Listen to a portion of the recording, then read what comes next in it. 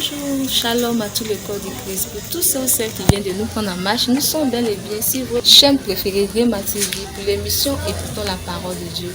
Alors, notre invité du jour est le prophète François Ndou. Avant l'écoute de la parole de Dieu, suivons ensemble ce clip vidéo. You are the God who was, who is, and is to come.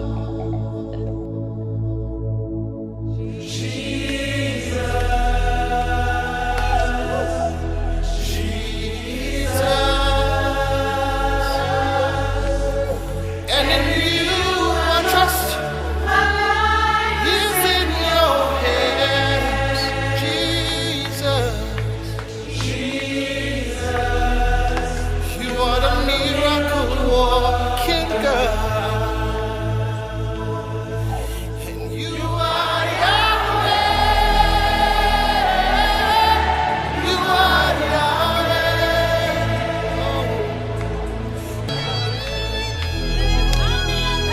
Express yourself in the Holy Ghost.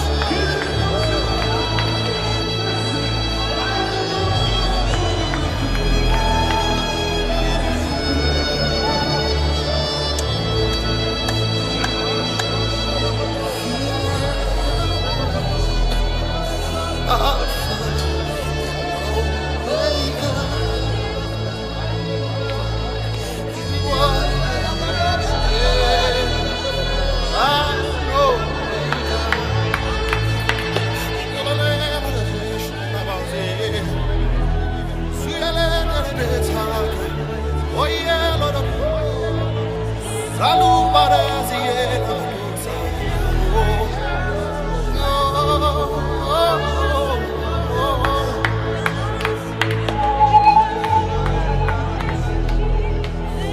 Faith is rising right now. The power of God is rising right now. Lift your voices. This presence is here. De retour sur notre plateau, nous laissons toute la place à notre invité du jour, le prophète François Ndou, pour nous édifier. Bonne écoute à tous. Shalom chez vous, bien-aimés dans le Seigneur, que Dieu vous bénisse ce matin. Je suis heureux d'être devant vous, votre serviteur, le révérend pasteur Ndou François, leader du rassemblement des héritiers de la moisson abondante, en abrégé le REMA. Et c'est une lourde tâche pour nous d'être devant vous ce matin afin de vous apporter la parole du Seigneur. Mais nous voulons compter sur la grâce de Dieu, car sans la grâce de Dieu, nous ne pouvons rien accomplir. Qui sommes-nous? Nous n'avons aucune compétence, aucune intelligence, mais nous comptons sur la grâce du Seigneur. Que Dieu vous bénisse et je vais vous demander d'être attentif à ce que nous allons dire ce matin, car cela est important. Vous savez, quand on allait à l'école, quand on était attentif, on pouvait avoir de bons résultats. Dans l'école du Seigneur également, quand nous sommes attentifs, nous pouvons avoir de bons résultats avec le Seigneur. Je vais donc te demander d'être attentif, de ne point te laisser distraire par quoi que ce soit. Reste connecté à la parole du Seigneur qui va passer. Ce matin, nous allons parler de quelque chose de très important, des songes. Comment traiter les songes en tant qu'enfant de Dieu. Et pour ce faire, nous allons aller dans la parole de Dieu, dans les Écritures. En Job, le chapitre 33, à partir du verset 14 au verset 18. Je me ferai fort de faire la lecture. Suivez-moi bien.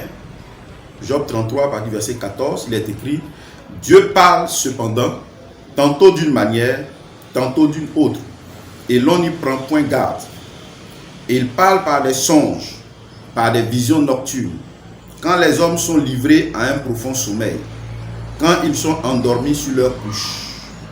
Alors il leur donne des avertissements et met le sceau à ses instructions, afin de détourner l'homme du mal et de le préserver de l'orgueil, afin de garantir son âme de la force et sa vie des coups du glaive. Je vais m'arrêter là au verset 18. Et donc, bien aimé, il est dit ici que Dieu parle tantôt d'une manière et tantôt d'une autre. C'est-à-dire que Dieu a plusieurs manières de parler, que Dieu utilise plusieurs façons de parler, mais ici, dans toutes ces façons dont Dieu peut parler, dans toutes ces multitudes de manières dont Dieu peut nous parler, le texte s'appesantit ici sur les songes. Et le texte dit que Dieu parle par des songes. Dieu parle à travers des songes. Il est vrai que la Bible dit que la multitude des songes proviennent de nos préoccupations quotidiennes. Ce qui veut dire que parfois, ce qui occupe nos pensées, ce qui est l'objet de nos craintes, peut se transformer en des songes que l'on peut avoir. C'est une réalité et c'est un fait. Et ce n'est pas à cause de la réalité que nous allons renier la parole de Dieu, que nous allons nier les Écritures. Car les Écritures disent que Dieu utilise également les songes pour te parler. Dieu utilise également les songes pour nous parler, pour nous adresser des avertissements. Comme il dit ici, il dit que Dieu donne ses avertissements à travers les songes. Lorsque les hommes sont plongés dans un profond sommeil, lorsqu'ils sont sur leur couche, quand ils sont endormis, Dieu parle à travers les songes pour leur donner des avertissements dans le but de détourner l'homme du mal et de l'orgueil également, et préserver l'homme des coups du glaive, le délivrer de la force et le préserver des coups du glaive. Ici, il y a quelques mots qui attirent mon attention. Le mot avertissement et le mot coup ou le mot glaive, c'est-à-dire épée. Il dit le délivrer, le préserver des coups du glaive. Et avec le glaive, avec l'épée, l'on attaque. L'épée est une arme offensive. L'épée est une arme destructrice. C'est-à-dire, avec une épée, on peut ôter la vie à une personne. L'épée symbolise, en dehors de la parole de Dieu, l'adversité, l'hostilité, la guerre. Et donc, lorsque le Seigneur dit qu'à travers les songes, il donne des avertissements à ceux à qui il adresse ces songes-là, lorsqu'on avertit une personne, c'est pour lui signaler soit un danger, ou lui signaler soit un événement heureux qui est à l'horizon. Avertissement est un mot important. Dieu peut nous avertir à travers les songes qu'un danger nous menace à l'horizon, ou Dieu peut nous avertir à travers les songes qu'un événement heureux arrive à l'horizon. Mais ce que nous avons l'habitude de remarquer dans le milieu chrétien, dans l'église, lorsqu'un songe annonce un événement dangereux ou un événement malheureux, lorsque un songe annonce une menace à l'horizon sur la vie d'une personne, nous avons la bonne attitude, nous avons la bonne réaction. C'est vrai que le texte dit ici que l'on n'y prend point garde, mais aujourd'hui pour celui-là qui connaît le Seigneur, je crois que les enfants du Seigneur comprennent que le songe n'est pas à négliger.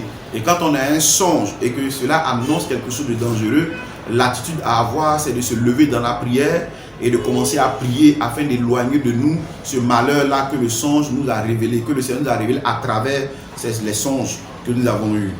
Vous comprenez? Lorsque vous avez un songe, que vous voyez qu'il y a la mort à l'horizon, nous prenons des temps de jeûne et nous prions, nous combattons afin que nous soyons épargnés ou que nos familles soient épargnées ou la personne concernée par cette révélation soit épargnée. Mais nous voyons également que lorsque les songes que le Seigneur nous accorde révèlent des événements heureux, révèlent des bénédictions à l'horizon, révèlent des élévations, révèlent des déblocages ou des ouvertures de portes, très souvent nous ne réagissons pas parce que nous nous disons que cela va arriver certainement. Mais si ma prière est assez efficace pour éloigner de moi quelque chose de dangereux, pour éloigner de moi une menace, me délivrer de la force, si ma prière peut me délivrer des décrets de mort qui ont été pris sur ma vie et que le Seigneur m'a révélé à travers les songes, c'est que ma prière est aussi capable d'attirer à moi les bonnes choses que le Seigneur me révèle à travers les songes. Et très souvent, nous ne réagissons pas comme ça dans la prière. Nous ne nous levons pas pour prier, pour appeler, pour attirer à nous, par la prière, ces bonnes choses-là que le Seigneur nous révèle au travers des songes. Nous croisons les bras, mais lorsque c'est quelque chose de dangereux, là, nous sommes suffisamment secoués, nous relevons dans la prière, nous jeûnons, nous faisons tous les combats spirituels qu'il faut.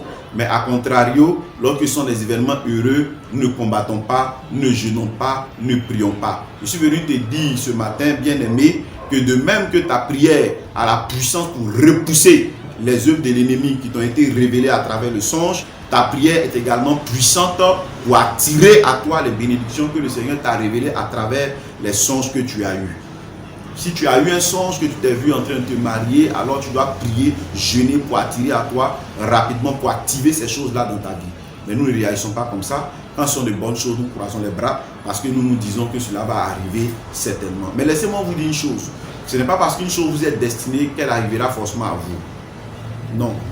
Parce que vous devez comprendre que le monde spirituel est rempli de démons, d'entités spirituelles qui veulent s'opposer à votre bénédiction, qui veulent s'opposer à votre mariage, qui veulent s'opposer à votre voyage, qui veulent s'opposer à la prospérité de votre entreprise, qui veulent s'opposer à toutes sortes de bénédictions qui puissent vous rendre heureux. Écoutez-moi bien, il y a des ennemis. Que vous le vouliez ou pas, vous avez un ennemi.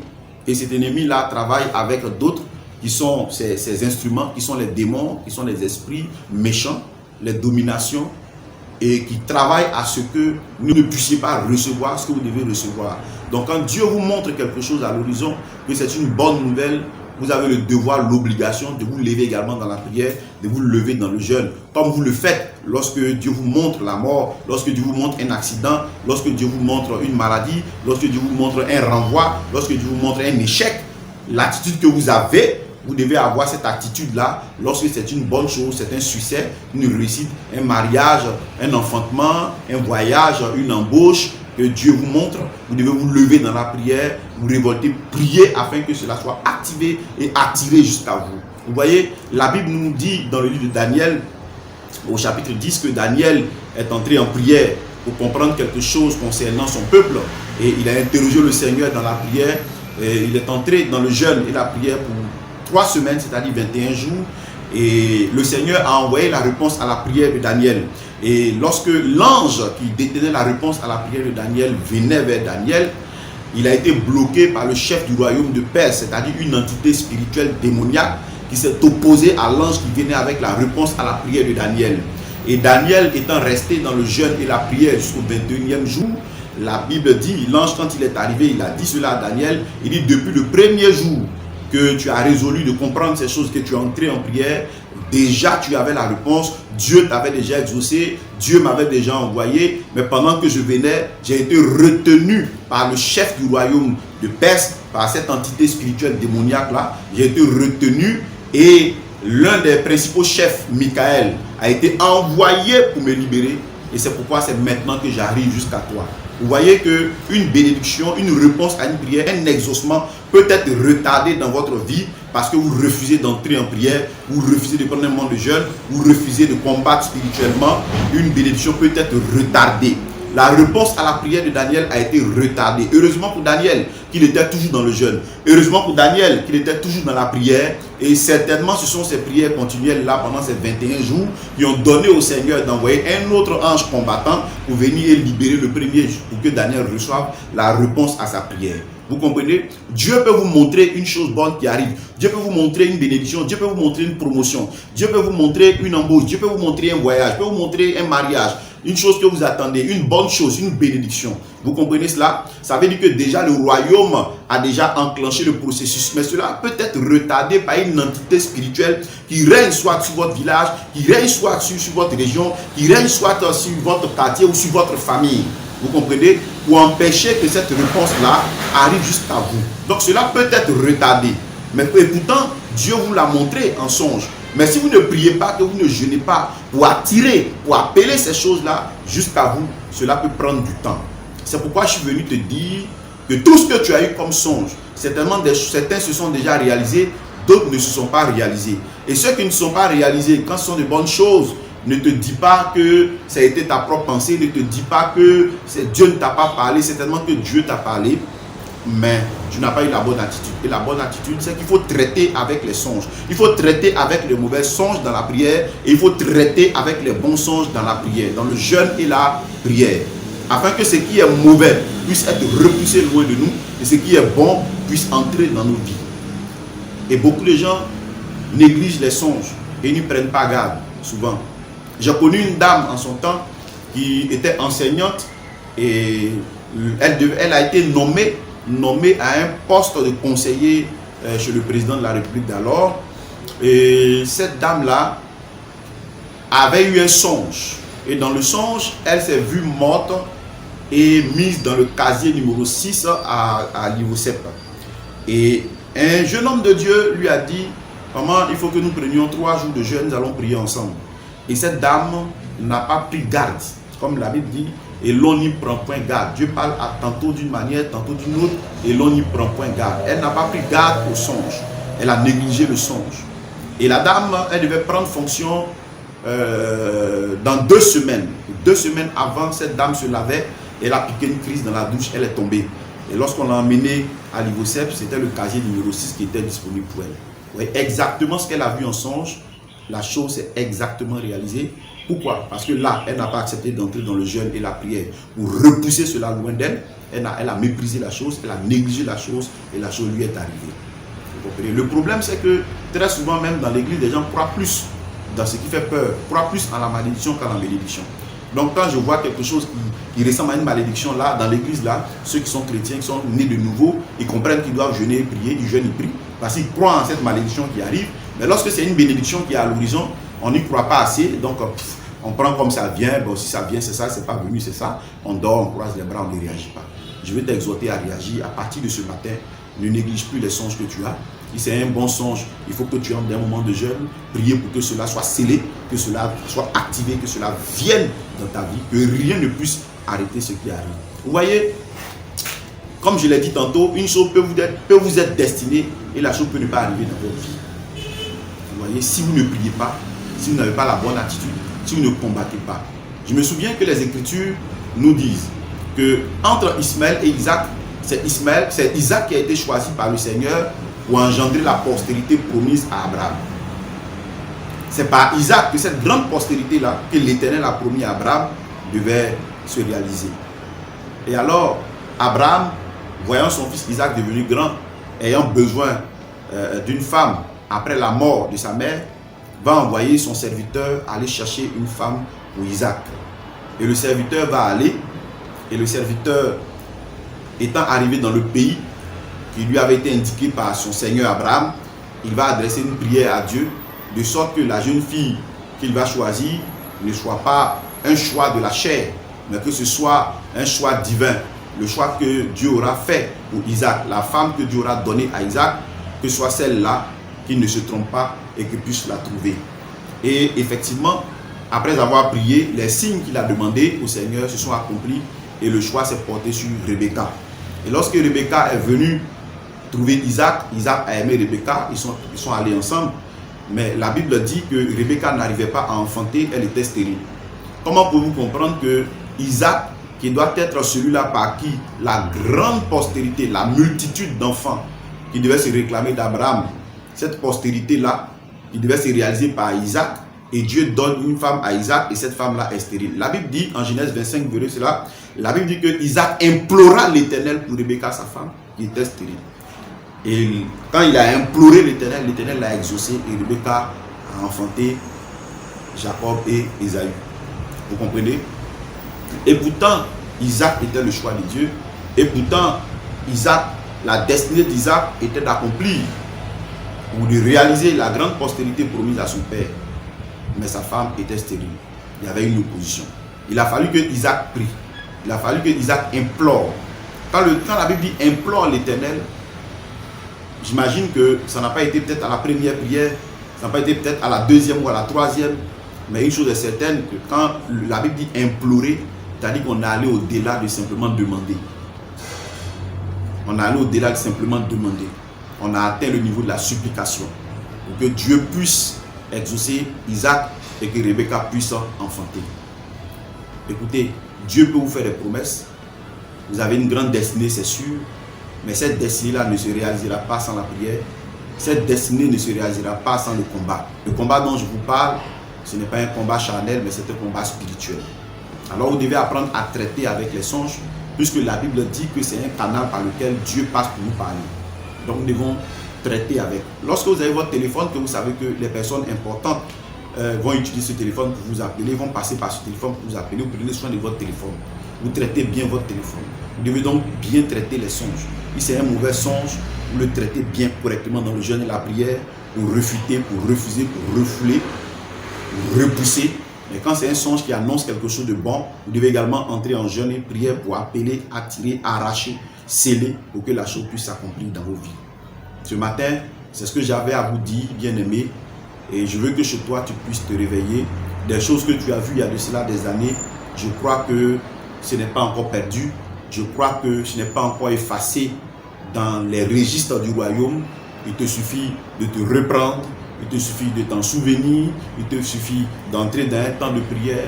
Nous dire, Seigneur, il y a des choses que tu m'as montrées depuis longtemps, il y a des choses que tu m'as montrées à travers les songes. Je sais que c'est toi qui m'as parlé et je prie que ces choses-là viennent jusqu'à moi. Et s'il y avait des entités spirituelles dans ma vie ou dans ma famille ou dans ma région ou dans mon village qui s'opposaient à la réalisation de ces choses dans ma vie, envoie un ange pour libérer celui-là qui porte l'exaucement de ma prière.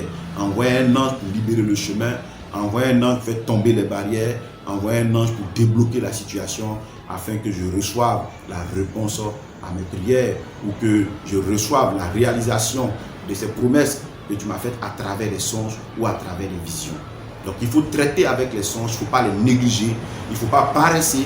Vous voyez quelque chose, vous levez, vous entrez en prière, vous ne comprenez pas, cherchez à ce qu'on vous l'interprète. Et quand vous avez compris, entrez en prière, entrez en jeûne, combattez, arrachez, détruisez, abattez, et vous verrez que les choses que vous avez vues dans le spirituel vont arriver dans vos vies. Que Dieu vous bénisse, que sa grâce soit sur vous. Et je prie que tout ce que le Seigneur vous a promis et qui vous a révélé, que tout cela s'accomplisse lorsque vous vous lèverez dans la prière, que vous les receviez, que les portes s'ouvrent, que les mariages que vous avez vus à travers les songes se réalisent, que les voyages que vous avez vus se réalisent, que les entreprises que vous avez vues viennent à l'existence dans vos vies et que tout ce que vous avez vu dans le spirituel à travers les songes vienne à vous.